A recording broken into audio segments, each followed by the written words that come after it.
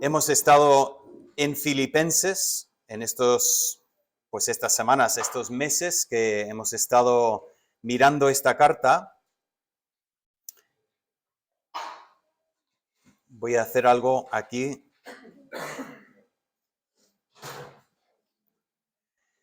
Hemos estado en Filipenses y hemos estado intentando seguir el progreso, el pensamiento del apóstol Pablo en esta carta. Y hace unas semanas pues os di una ilustración. Pedro, necesito que vuelvas a la pantalla donde tengo yo... Sí, Bien, tengo que estar aquí para controlar. Perfecto. Hace unas semanas os comenté este ejemplo, ese reloj Rolex. ¿Recordáis lo que dijimos en cuanto a esto? Si tú te compras un Rolex, tú tienes unas expectativas. No compras un Rolex para que a las 2 o 3 horas digas, que ya no estamos en la hora, ya he perdido 15 minutos, va atrasado, ya no funciona, porque ha dejado de moverse las manillas del... O sea, compras un Rolex y se supone que estás comprando calidad, se supone que ese reloj es para toda la vida. Ese es el pensamiento. Y nosotros cogimos este pensamiento y hablamos un poco de lo que Pablo está haciendo aquí en Filipenses, cuando él dice a los filipenses, solamente que os comportéis. Ahora, esa palabra comportarse viene del concepto de la ciudad, de tener ciudadanía. En el mundo antiguo, tu ciudadanía decía mucho sobre ti, sobre todo si, como por ejemplo el apóstol Pablo, eras ciudadano de Roma.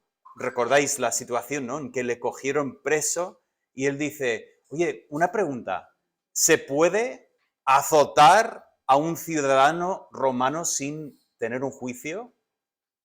Y le miran y dicen, perdón, eres, pero no, pero, y van corriendo para decir, oye, ¿qué estamos haciendo aquí? A ver si nos vamos a meter la pata aquí. Ese es el pensamiento de esta palabra, que os comportéis. Tiene que ver con ese concepto de un comportamiento que tiene que ver con una persona que goza de un estatus. ¿Y cuál es el estatus? El estatus aquí es el Evangelio de Cristo. Si hemos conocido el Evangelio de Cristo, si es que hemos sido transformados por lo que hizo Cristo por nosotros en la cruz, nuestra vida debe llegar a la expectativa. Yo hice esa ilustración, ¿no? Tienes la expectativa y tienes una realidad A que supera las expectativas y una realidad B que no llega a las expectativas. Y Pablo está diciendo que os comportéis como es digno del Evangelio, que vuestras vidas manifiesten lo que realmente es el poder del Evangelio. ¿Por qué? Porque si no entra la decepción, ese pensamiento de que, ¡buah! Pero este es peor que una persona que no profesa ser cristiano ni profesa conocer a Dios. Y hemos comentado que es verdad que siempre han existido personas que han usado esa excusa. Esa excusa de decir, mira, yo conozco a un cristiano y vamos, es lo peor que hay. He conocido 1000 personas mejores en la vida que esa persona que es cristiana. Ahora, eso es una excusa fácil. Es una excusa fácil encontrar el fallo, y hay personas, de hecho, que viven buscando fallos. Hay personas que tienen un radar especial y van esperando, observando, y en el momento que ven cualquier cosa, ya tienen su excusa perfecta para descartar a esta persona, para descartar. Eso siempre existe, entendemos. Pero la pregunta que debemos considerar es, ¿soy yo piedra de tropiezo para otra persona? ¿Hay alguien que observando mi vida tiene excusa para rechazar a Dios porque estoy de alguna manera no comportándome como es digno del Evangelio? Esto es lo que está diciendo Pablo. Ahora, si recordáis, Pablo coge este pensamiento y empieza a aplicarlo de manera específica a la situación de los filipenses. Este es un pensamiento genérico, general, que podemos aplicar en todos los aspectos de nuestra vida, de la forma en que nosotros nos comportamos en el trabajo, de la forma en que vivimos en casa, de la forma en que practicamos nuestros pasatiempos, nuestros hobbies, de todos los aspectos de nuestra vida. Siempre debemos estar conscientes de que, oye, Cristo me ha salvado. Yo no soy como cualquier otra persona. Mi vida ha de demostrar realmente quién es mi Dios. El que me observa a mí debe entender algo sobre cómo es Dios. No porque soy perfecto, sino porque Dios más y más se está manifestando en mi vida. Este es el pensamiento que Pablo tiene y lo empieza a aplicar específicamente, si recordáis, al tema de la unidad entre los filipenses. Luego en el último capítulo aprendemos que hay dos hermanas que tienen una pelea larga entre ellas. Y Pablo está diciendo, esto no es lo que no puede ser en la iglesia. O sea, dos personas que ni pueden verse, no pueden hablar, esto no debe existir entre cristianos. Tratando esto, empieza a sacar el ejemplo de Cristo, como vimos la semana pasada, como Cristo es el ejemplo perfecto de esta humildad, ese pensamiento en los otros, y así debemos vivir. En vez de estar pensando en nosotros mismos y por lo tanto peleados porque otros no nos dan lo que pensamos que merecemos, debemos estar pensando en los demás. Os comenté, el pensamiento es ver el valor que tienen otras personas. Tristemente, muchas veces solo vemos nuestro propio valor. Nosotros pensamos, yo soy valioso, todo el mundo debe estar interesado en mí. Y el Evangelio nos llama a decir, no, no, no. Hay personas por las cuales Cristo ha muerto. Eso es un valor. Y yo busco el valor de los demás. En vez de entrar en una sala y pensar que todo el mundo tiene que girar para mirarme a mí, para preguntarme a mí, yo entro en una sala buscando ser de bendición y de ayuda a las personas que me rodean. Este es el pensamiento que vemos perfectamente ilustrado en Cristo. También lo comentamos, pero lo apartamos porque tenemos que volver a este pensamiento, y Pablo también trata ese andar digno, ese comportamiento digno dentro del concepto de mantener firme el Evangelio, de defender el Evangelio, y ya veremos este tema. Pero de alguna manera, después de su ejemplo de Cristo, Pablo vuelve a este pensamiento del comportamiento y dice lo siguiente.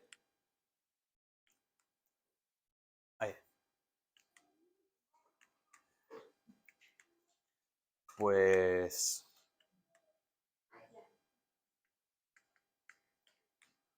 bueno, vamos a decir que es creo que he saltado una pantalla ahí en medio, pero bueno, no pasa nada. Él vuelve a este pensamiento, eso es.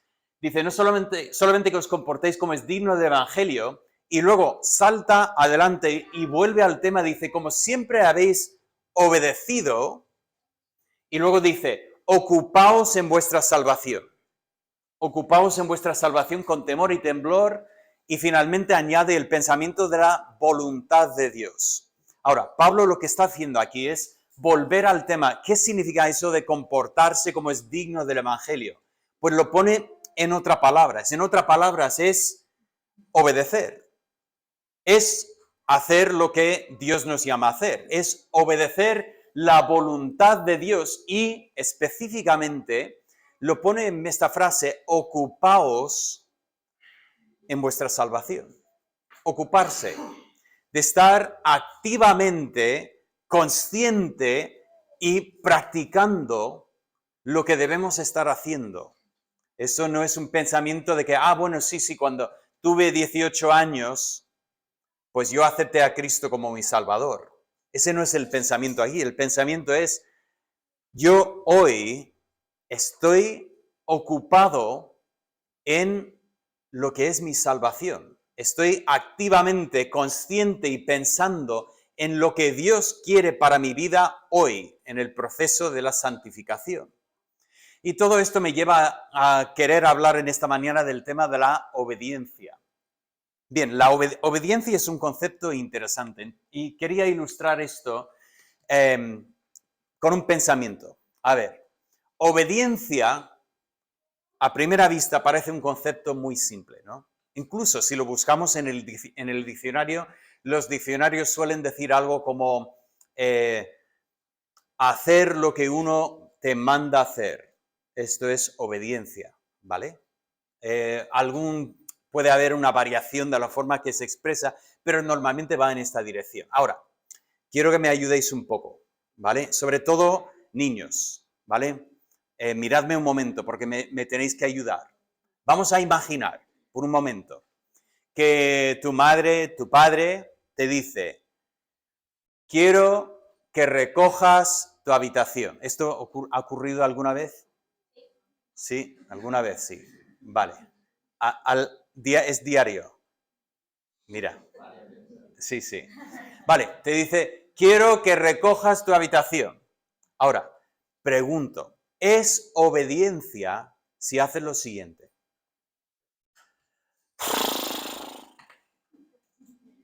¿Vamos por buen camino? Vas a tu habitación, pero vas así.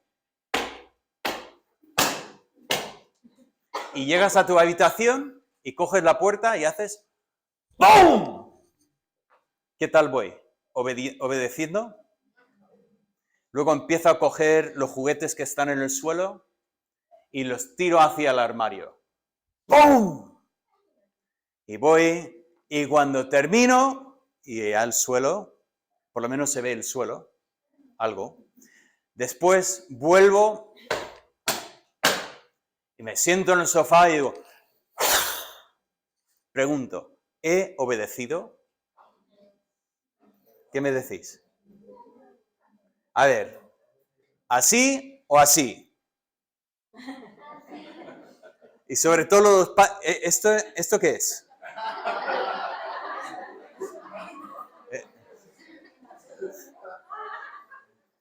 Oye, una pregunta. Si hago esto, ¿he hecho lo que me han mandado a hacer? Sí, pero no. ¿Por qué? Porque la obediencia tiene que ver siempre con una voluntad expresada. Bien, digo voluntad expresada, eso es un mandamiento, ¿vale? Eso es, recoge la habitación. La obediencia también tiene que ver con una acción que corresponde a esta voluntad. Está claro que si me dices, recoge la habitación, y yo voy y riego las plantas. Oye, regar las plantas no es más, bueno, depende cuánto riegas la planta, si con qué riegas la planta, pero eso no es obediencia porque no corresponde a lo que era la voluntad expresada. Hay que haber tiene que haber una acción, ¿no? Pero hay un elemento más que es súper importante en la obediencia, ¿qué es? No solamente una voluntad, una acción, sino una actitud correcta. Muchas veces esa es la parte que ignoramos, porque para nosotros obediencia es sencillamente hacer lo que te han mandado a hacer. Eso es seguir órdenes. Imagino que para los militares, bueno, sigues órdenes, cumples con lo que te han mandado a hacer y siempre y cuando esté hecho, nadie mira más allá, imagino, no lo sé, porque nunca he sido militar. Ya preguntamos a los militares, los que habéis tenido servicio militar.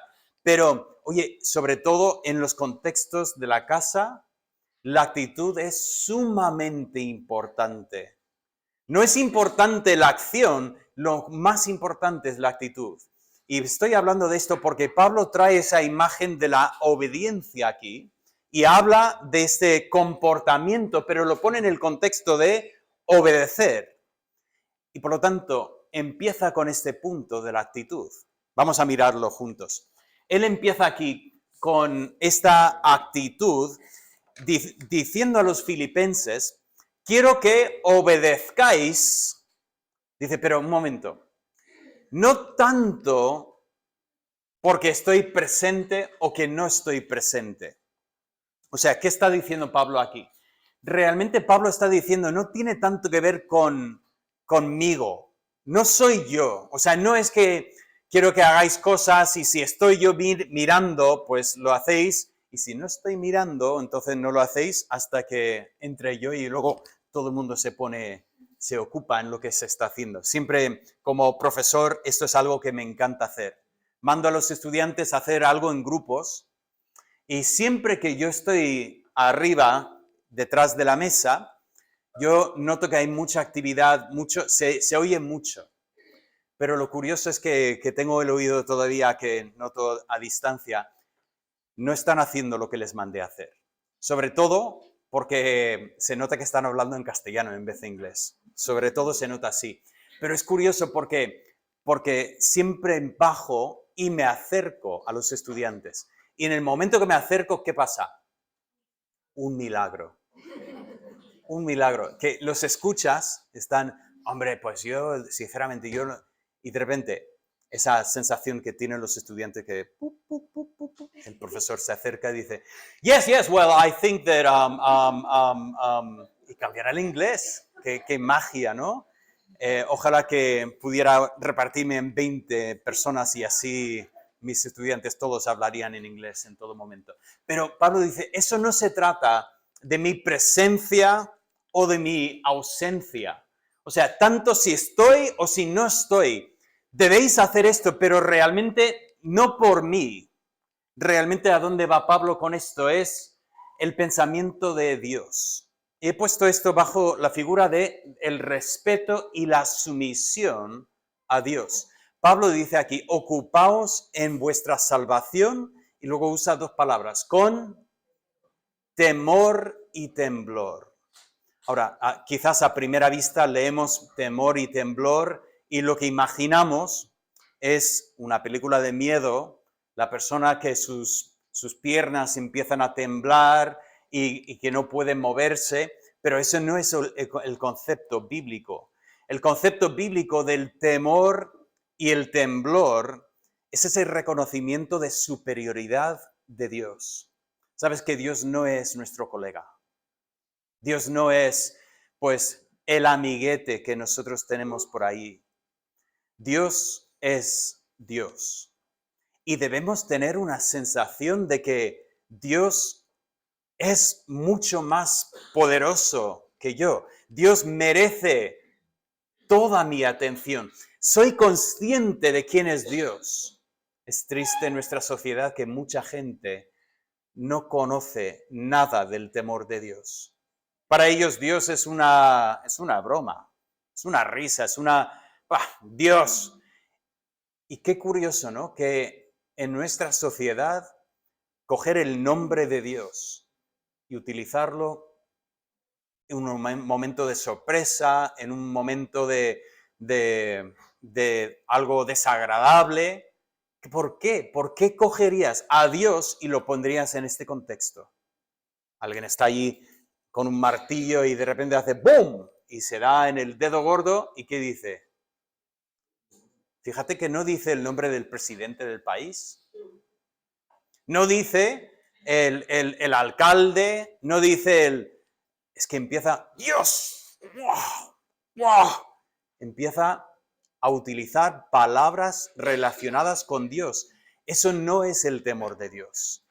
Pablo aquí dice, debéis obedecer, no tanto por mí, más bien debéis obedecer porque sois conscientes de quién es Dios. Con temor y temblor, pero no solamente ese respeto que reconocemos quién es Dios, sino que continúa y dice, sin murmuraciones y contiendas. Ahora, cuando leemos contiendas, yo por lo menos leo esto y me lleva para atrás en el pasaje, recuerdo este versículo que dice, no hagáis nada por contiendas ni por vanagloria, y casi parece que dice que, bueno, no debemos quejarnos de los demás, no debemos pelearnos con los demás, pero en este contexto realmente Pablo no está hablando de los demás. En este contexto está hablando de nuestra relación con Dios. ¿Tenemos alguna tentación de murmurar contra Dios? ¿Quejarnos de Dios? ¿Lo has sentido alguna vez? Todos sentimos esa tentación, ¿no? Llega el momento de decimos, Dios, es que no entiendo lo que has hecho. ¿Por qué has hecho esto, Dios? Como si Dios nos debe una explicación. Como el gran ingeniero del universo tendría que intentar explicarnos a nosotros los pormenores de su gran plan que está llevando a cabo en nuestras vidas. Muchas veces esa es la falta de temor de Dios que tenemos, que empezamos a murmurar contra Dios, e incluso esa palabra contienda se podría traducir discusiones. ¿Has tenido alguna vez una discusión con Dios? Los salmistas sí que tuvieron discusiones con Dios. Estuvimos comentando esta mañana en el desayuno como Jeremías, ese profeta de Dios, tiene pasajes en que literalmente está discutiendo con Dios. Hay un pasaje que él dice a Dios, dice, Dios, tú me has engañado y fui engañado.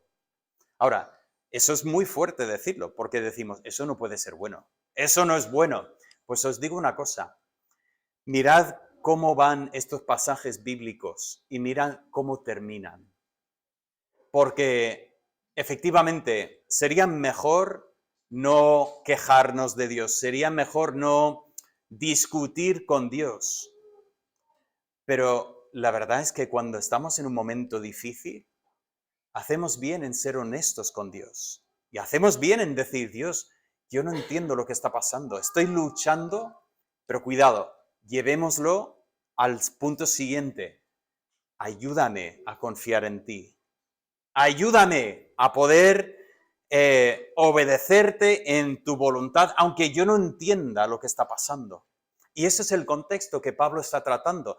Obedecemos, pero obedecer no es solo, bueno, cierro los ojos e intento hacer lo que Dios me ha mandado a hacer.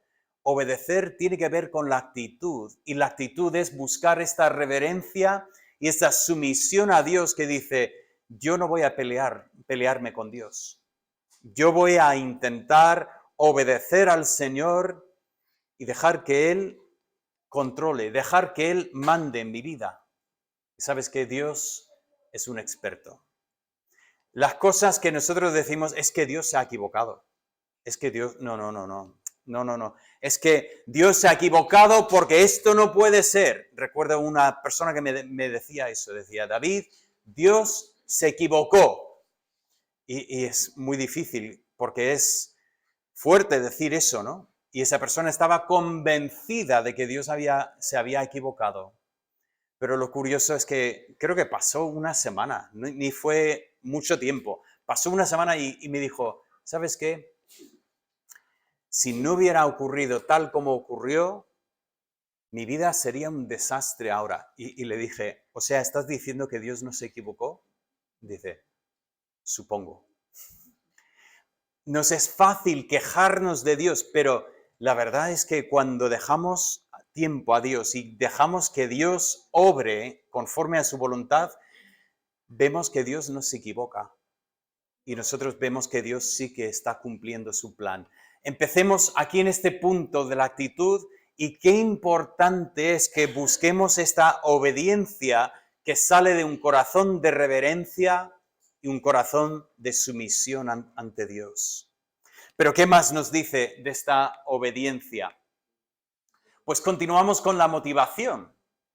La motivación de esta obediencia es súper importante. Dice así el versículo 13, dice, porque es Dios El que produce, y ahora estoy un poco poniéndole mis propias palabras, el que produce el deseo de hacer. Dios produce el deseo de hacer, pero no solo produce el deseo, sino que también produce la capacidad en nuestra vida. O sea, tenemos que obedecer, pero no encuentro dentro de mí el deseo de obedecer. Pues mal asunto, ¿no? Mal asunto si dependiera exclusivamente de mí. Pero Pablo dice, menos mal que Dios no nos ha dejado solos. Dios está presente y por su gracia está obrando en nosotros y produciendo en nosotros el deseo de hacer su voluntad. Y no solamente el deseo, sino también la capacidad de hacerlo. Me da la habilidad de obedecer sus mandamientos. Su gracia es suficiente. Jamás me pide Dios que haga algo sin producir en mí ese deseo de hacerlo y esa capacidad de cumplirlo. Dios no es el Dios que pone un mandamiento que es imposible para nosotros y luego dice, bueno, y si llegas bien, si no llegas, bueno, pues mal asunto. Dios está presente en nuestras vidas constantemente obrando en nosotros para darnos el deseo, y no solo el deseo que nos llevaría a la frustración, sino también la capacidad porque su Espíritu Santo está en nosotros produciendo su fruto en nuestra vida.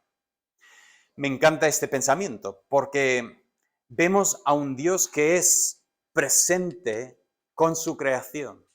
No vemos el Dios distante, el Dios enfadado, el Dios perfecto que de alguna forma nos mira a nosotros, menea la cabeza y dice, ¡buah, estos son un desastre!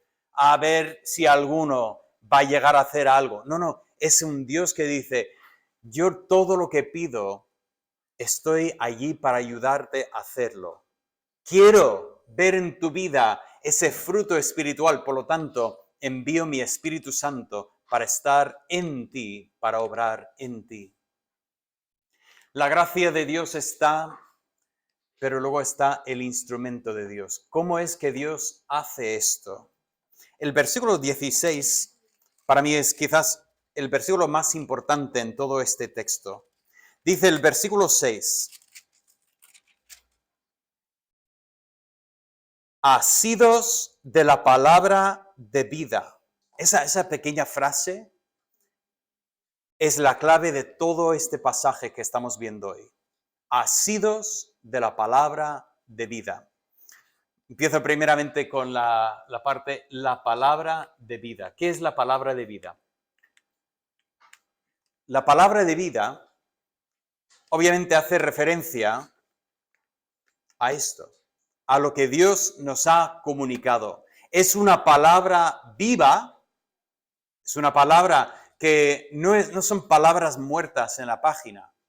Este libro es distinto de cualquier otro libro que hay en el mundo. Yo sé que esto suena un poco raro, suena un poco místico quizás, pero es verdad si lo has experimentado. Leer esto es impresionante. Ya he leído pues la Biblia entera, la habré leído, imagino, por encima de 30 veces. Y dirías, bueno, cualquier libro que has leído 30 veces, ¿para qué seguir leyéndolo, no? Porque lo has leído. Es verdad que nunca ocurre, o sea, nunca leo la Biblia y digo, anda, yo no sabía que esta historia estaba ahí. Fíjate, ¿dónde estaba esta historia las 30 veces que la leí antes? O sea, eso no ocurre. Sé las historias de la Biblia, sé lo que dice la Biblia, pero cada día que yo leo la Biblia hay cosas nuevas. Hay profundidades que no había comprendido. Es un libro vivo en ese sentido. Es un libro que dices, realmente es la palabra de Dios. Es la palabra de Dios, pues dada por seres humanos, pero una palabra que es distinta de cualquier otro libro. Pero no solamente es una palabra viva, sino que es una palabra que da vida. Es una palabra que alimenta el alma humano. Es la palabra que hace algo en nosotros que nos permite vivir de otra manera. Pero esa palabra dice asidos de la palabra de vida. Quizás no es de lenguaje muy habitual para nosotros, pero conocemos la palabra, ¿no? Asirse es quizá para nosotros abrazar. ¿Has escuchado a una persona decir, no, yo abracé a Cristo? No está hablando físicamente, ¿no? No, de dar un abrazo, está diciendo que de forma íntima, pues traigo al Señor a mi vida. Ese pensamiento de abrazar la palabra de Dios. No solamente que lo tengo aquí bajo el brazo, pero que realmente lo que dice Dios en su palabra es precioso para mí, es mío, lo tengo para mí, lo tengo como valioso para mí. Y en este contexto eso es sumamente importante porque ¿cómo puede obrar Dios el deseo de hacer e incluso la capacidad de hacer? ¿Cómo lo puede hacer Dios? Y la respuesta es por la palabra viva. Cuando nosotros abrazamos la palabra de Dios, Dios empieza a obrar en nosotros no solo el deseo de hacer, sino también la capacidad de hacer. Esto es algo que debemos comprender más y más, la importancia de la palabra de Dios. Dios obra por medio de su Espíritu Santo en nuestros corazones, pero específicamente es por medio de la palabra. Y a veces nuestro problema es que tenemos este libro como algo que llevamos a la iglesia. Lo tenemos ahí como, bueno, un buen libro, pero igual hay que cogerlo y quitar un poco el polvo. Y sin embargo, de alguna manera queremos obedecer al Señor, queremos hacer lo que Él quiere que hagamos. Pero si no estamos aquí, si no estamos abrazando la palabra, no nos sorprendamos cuando realmente no vemos el fruto espiritual en nuestras vidas. Debemos estar asidos de la palabra de vida.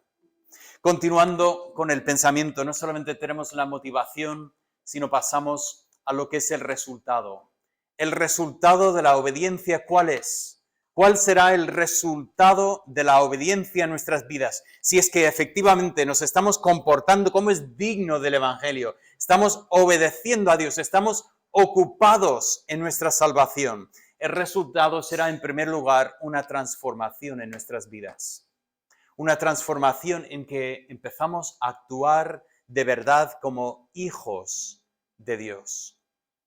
A veces en nuestra sociedad se habla de estos términos de, bueno, todos somos hijos de Dios. Todos somos hermanos, hijos de Dios. La Biblia habla en otros términos. Todos somos creación de Dios. Todos fuimos creados por Dios. Pero la Biblia dice que nosotros nos hemos desviado del camino.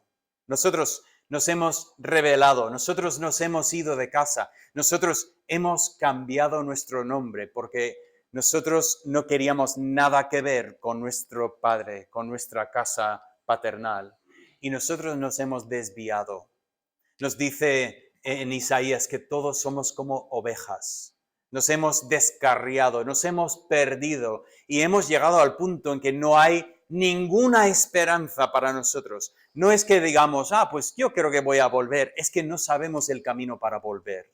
Estamos perdidos. Y sin embargo, Cristo usa la imagen del buen pastor.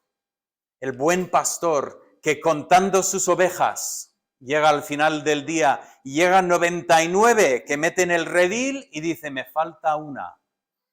Y no dice, una. No pasa nada. El 99% está bien. Yo no voy a perder tiempo con la una. Dice, no. Dejo las 99 y voy en busca de la que se me ha perdido. Y cuando la encuentra, ¿qué hace? lo coge y lo pone sobre los hombros y vuelve regocijándose porque lo que se había perdido se ha encontrado. Ese pensamiento es precioso para nosotros cuando nos damos cuenta de que nosotros nos desviamos, nosotros nos descarriamos de nuestro pastor, pero Él nos buscó y nos ha rescatado y nos ha transformado en hijos de Dios. Dice Juan en su epístola, a todos los que lo conocieron, a todos los que han puesto su fe en Él, les ha dado el derecho de ser llamados hijos de Dios. Si no fuese por la Biblia, tendría que decir que sería orgullo, sumamente orgulloso de mí, decir que yo soy hijo de Dios. Porque yo no soy perfecto, no soy lo que realmente debo ser y sin embargo Dios me ha dado el derecho de ser llamado hijo de Dios, pero no porque yo soy tan buena persona, sino porque he creído en el que es el perfecto Cordero de Dios que murió en mi lugar. Gracias a su sacrificio por mí, yo soy hijo de Dios. Esa es la transformación. Pero fijaos el contexto. Nosotros somos hijos de Dios. ¿En qué sentido? Pues en este versículo tenemos tres palabras que vemos aquí. He puesto sin acusación, sin mezcla, sin mancha, porque las tres palabras en el idioma original de la Biblia, pues tienen ese concepto de que algo que no tiene. Ahora, en nuestra traducción pone irreprensibles, sencillos y sin mancha. Pero vuelvo a este pensamiento, ¿no? Nosotros hemos sido transformados y por lo tanto no hay acusación contra nosotros. Eso no significa que nunca tropezamos, nunca nos equivocamos. Más bien significa que Dios no tiene ninguna acusación contra nosotros. En las palabras del apóstol Pablo, en Romanos capítulo 8, versículo 1, dice, para los que están en Cristo Jesús no hay ninguna condenación.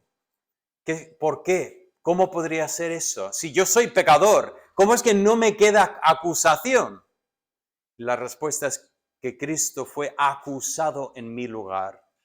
Cristo tomó mi lugar. Cristo fue acusado, condenado y ejecutado en mi lugar.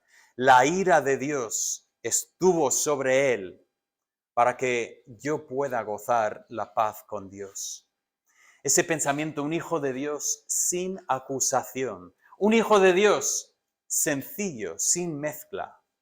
Sencillo, tiene que ver con ese concepto de, bueno, realmente la palabra está, incluso en castellano se ve, la palabra sincera es una palabra que bastante transparente.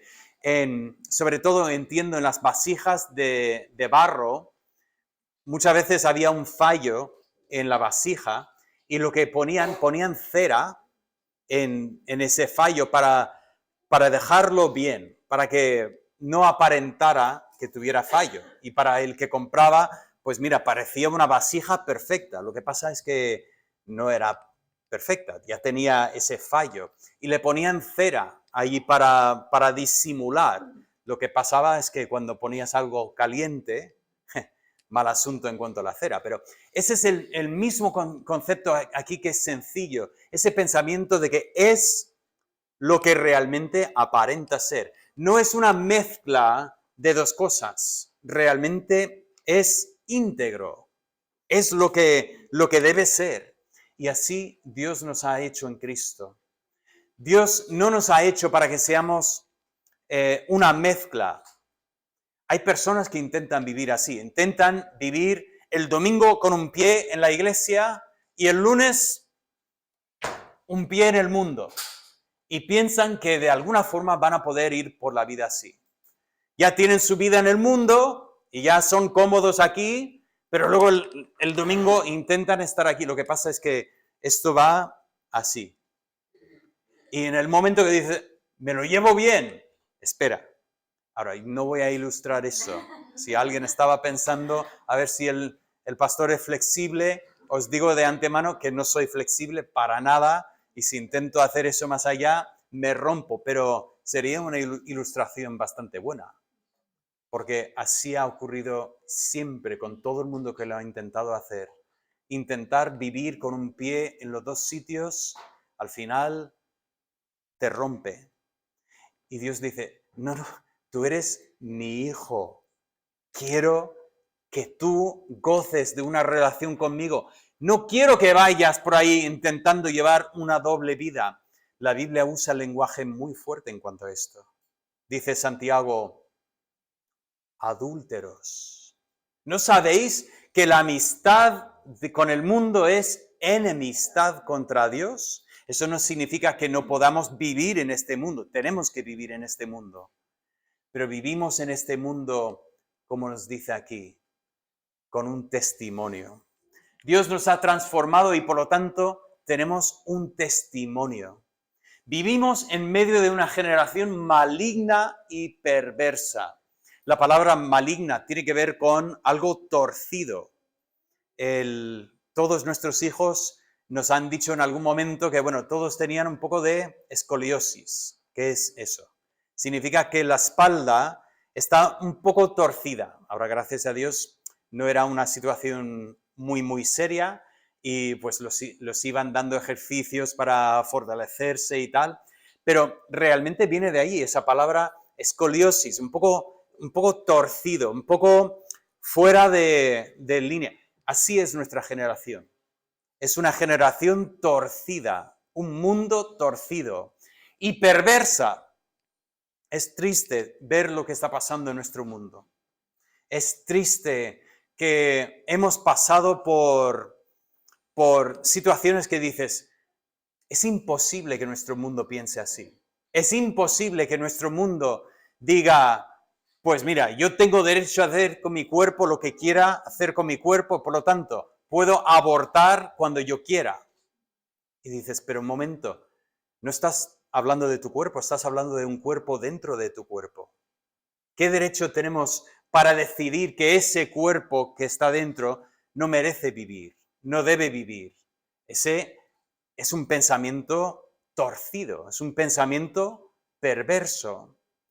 Pero hemos pasado de allí y hemos ido de lleno en toda una serie de pensamientos que son torcidos, hasta el punto que hoy en día es que ni sabemos lo más básico de la biología, ni podemos definir qué es un hombre y qué es una mujer. Ya es imposible, parece tan complicado esto que lo que antes cualquier persona sabía lo que era un hombre, lo que era una mujer, ahora no se puede saber. Y vi a alguien que estaba comentando que en Facebook cuando tienes que contestar, cuando pones sexo, y te da una lista de 20 cosas. ¿Y yo qué soy? ¿Qué cosas que son en este mundo? Oye, ese es el contexto en que Dios nos ha tomado y nos ha convertido en sus hijos. ¿Y con qué propósito? Dios quiere que nosotros seamos luces. Las palabras, o sea, la palabra luz es la misma palabra que en Génesis se emplea para describir el sol y la luna. Esas luces que Dios ha puesto en el cielo para darnos vida durante el día, para iluminar incluso la noche. Y aquí Pablo dice, mira, tal como Dios puso el sol y la luna en el cielo, Dios nos ha puesto a nosotros en este mundo. Dios nos ha convertido en testigos para Él.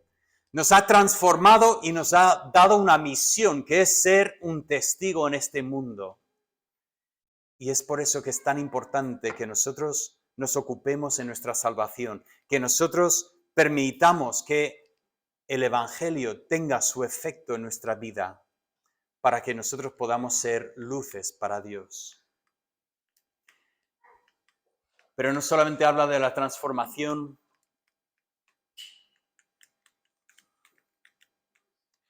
Vale. Yo creo que voy a buscar otro de estos, que tiene que haber mejores, porque cada vez que lo uso estoy frustrado. Bien, no solamente es el testimonio de la transformación y el testimonio, sino también el gozo. El pasaje termina hablando del gozo. El gozo de Pablo a ver a los filipenses obedecer a Dios. Pablo dice, mira, completad mi gozo. Eso fue lo que había dicho en el 2, al principio del capítulo 2. Dice, completad mi gozo, sintiendo lo mismo, teniendo esta unión entre vosotros. Y aquí vuelve al pensamiento, mira, si vosotros obedecéis al Señor así de esta forma, yo siento gozo y regocijo, porque es lo que más deseo ver en este mundo. Y no solo eso, sino dice, y también vosotros vais a tener gozo, porque vais a ver como yo también estoy haciendo exactamente lo mismo. Yo también estoy obedeciendo al Señor. Es interesante aquí, en el versículo 18, abre el tema otra vez de su muerte. Y dice, yo os dije antes que estaba bastante seguro que no iba a morir, bastante seguro que me iban a soltar, pero tengo que ser honesto. Es posible que no, es posible que muera. Y aunque yo muera, y pone su muerte en términos de un sacrificio, dice, si mi vida es derramada sobre el altar, si yo tengo que morir, vosotros podéis sentir gozo en vez de tristeza, porque yo sencillamente estoy haciendo lo que Dios me ha llamado a hacer, estoy obedeciendo al Señor. Y cuando vemos esta obediencia, debe producir gozo en nuestros corazones. Ahora, quiero concluir este mensaje con una observación sobre este pasaje. Este pasaje enfatiza la responsabilidad humana. ¿Cuál es nuestra responsabilidad? Lo vimos en esa primera palabra, ocupaos en vuestra salvación. Ocupaos, esto es activamente. Debemos estar conscientes de lo que Dios quiere hacer en nuestras vidas, de la voluntad del Señor. Y no solamente significa que somos conscientes, sino es que activamente lo estamos persiguiendo. Queremos obedecer al Señor con nuestra actitud y con nuestras acciones. ¿Y cómo lo hacemos? Pues abrazamos la palabra. Tenemos que asirnos de la palabra, tenemos que coger la palabra y estar en la palabra diariamente. Esa es la parte humana. Pero si solo predicara así, si solo enfatizara esto, habría un peligro enorme. El peligro enorme sería que parece que os estoy diciendo, tenéis que hacer más esfuerzo, tenéis que hacer más, tenéis que hacer más. Y sinceramente, nosotros no logramos, no llegamos a esa más, a ser perfectos.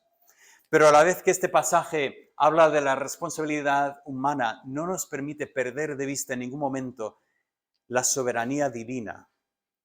El libro había comenzado con este pensamiento, el que comenzó en vosotros la buena obra la perfeccionará hasta el día de Jesucristo.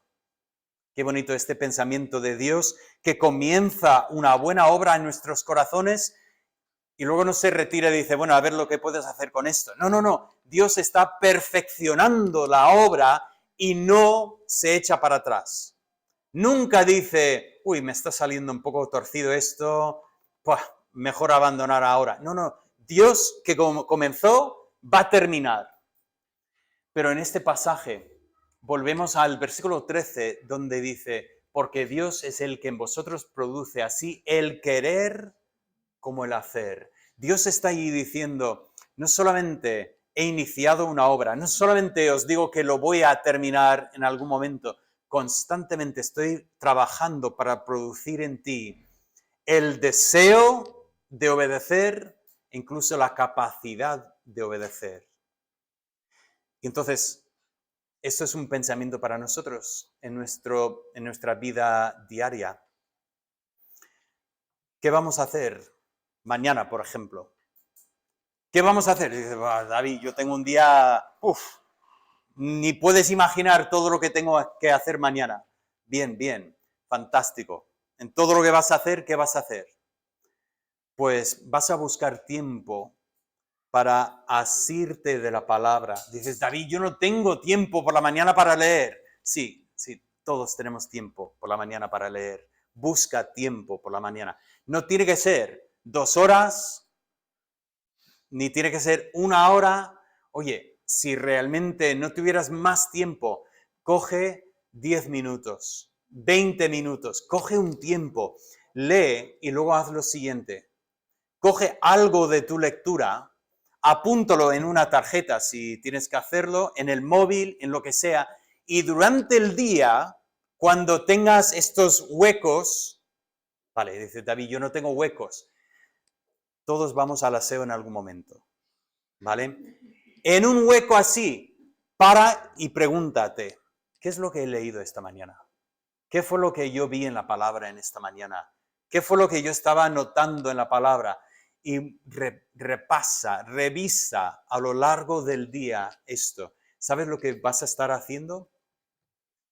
Haciéndote de la palabra. Estás cogiendo la palabra, estás abrazando la palabra y Dios estará obrando por medio de esto. Y luego después, en obediencia a la palabra, sé una luz para el Señor. Porque estás en un lugar oscuro. Estás rodeado de gente que realmente no tiene rumbo, no saben por dónde deben ir. Y Dios te ha puesto en este contexto para que tú seas una luz para Él. Esto es lo que está diciendo este pasaje. Esto es lo que Pablo dice. Esto es lo que me trae gozo cuando veo esto en vuestras vidas. Y eso es lo que realmente produce gozo en nosotros, cuando de verdad vivimos la palabra de Dios conforme a su voluntad. Puse como título para este mensaje, La voluntad de Dios. Suena un poco místico, ¿no? La voluntad, ¿qué es la voluntad de Dios? La voluntad de Dios es más simple de lo que imaginas. La voluntad de Dios es que su palabra obre en nuestros corazones de tal forma que nuestras vidas sean una luz para los que nos rodean. Esa es la voluntad de Dios para los filipenses y es la voluntad de Dios para los petrelenses y eldenses y sajeños, y me voy a meter en problemas si sigo con estos. Pues vamos al Señor en oración. Padre Santo, tu voluntad es sencilla, no es fácil.